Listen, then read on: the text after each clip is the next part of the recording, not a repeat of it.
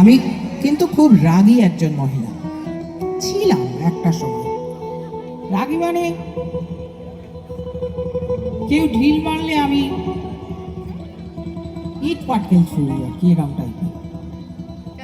তারপরে ভাবলাম যে আমার মতো এরকম একজন দুর্দণ্ড প্রতাপ মহিলা আমি কাউকে বলবো যে ছাতা ধরো, তুমি ছাড়া আমার চলবে না?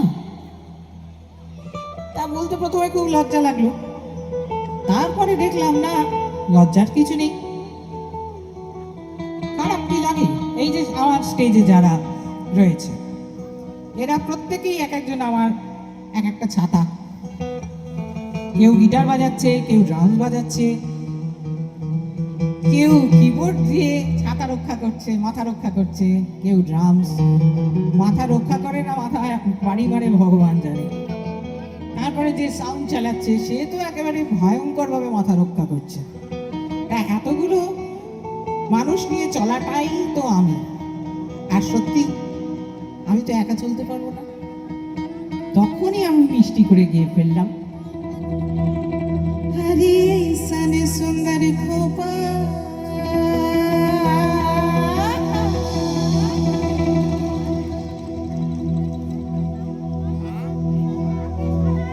আরে সানে সুন্দর খোপা আমার ভিগ গেলাই না।